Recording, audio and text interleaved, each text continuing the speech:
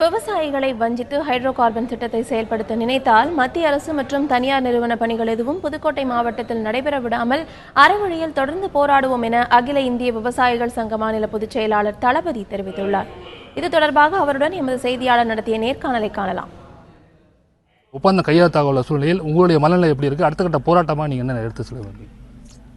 விவசாயிகளை முற்றிலுமாக பாதிக்கக்கூடிய இந்த திட்டம், நல்ல விவசாய நிலத்தை பாதிக்கக்கூடிய இந்த திட்டம் எங்களுக்கு வேண்டாம் என்ற வகையில் கடந்த 30 நாட்களாக அந்த பகுதியிலே எங்களுடைய போராட்டம் நடைபெற்றது. அந்த போராட்டத்திற்கு மத்திய இணையமைச்சர் பொன் ராதாகிருஷ்ணன் அவர்களும், மத்திய உரத்துறை பெட்ரோலியத்துறை அமைச்சர் அவர்களும், அதேபோல் மாவட்ட ஆட்சித்தலைவர், தமிழ்நாடு அரசாங்கத்தினுடைய முதலமைச்சர், சுகாதாரத்துறை அமைச்சர் இவர்களெல்லாம் எங்களுக்கு இந்த பகுதியிலே அந்த திட்டத்தை நாங்கள் நிச்சயமாக அனுமதிக்க மாட்டோம், உங்களுடைய எதிர்ப்பை நாங்கள் பதிவு செய்து கொள்கிறோம், உங்களுடைய விருப்பத்திற்கு மாறாக எதுவும் செய்ய மாட்டோம் என்று எங்களுக்கு வாக்குறுதி கொடுத்தார்கள். அந்த அடிப்படையிலே நாங்கள் அந்த போராட்டத்தை ஒத்திவைப்பதாக அறிவித்து சகஜ நிலைக்கு திருப்பிக் கொண்டிருக்கின்ற இந்த வேளையிலே விவசாயிகளையும் மக்களையும் மீண்டும் ஏமாற்றும் விதமாக இன்று மத்திய அரசாங்கம் மதியம் 1 மணிக்கு அந்த தனியார் நிறுவனங்களுக்கு ஒப்பந்தத்திலே கையெழுத்து போடுவதாக சொல்வது வெந்த புண்ணிலே வேலை பாய்ச்சுவதைப் போல இருக்கிறது.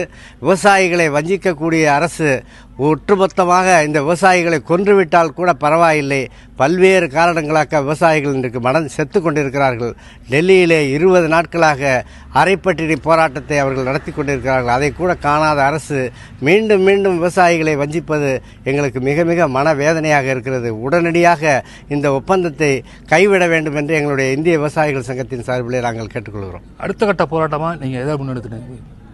இந்த நிகழ்வினுடைய அடுத்த கட்டமாக எங்களுடைய புதுக்கோட்டை மாவட்டத்தில் எந்த பகுதியாக இருந்தாலும் அந்த பகுதியிலே மத்திய அரசினுடைய அல்லது வேறு எந்த தனியார் நிறுவனத்தினுடைய எந்த செயலும் நடைபெறுவதற்கு நாங்கள் ஒருபோதும் அனுமதிக்க மாட்டோம்.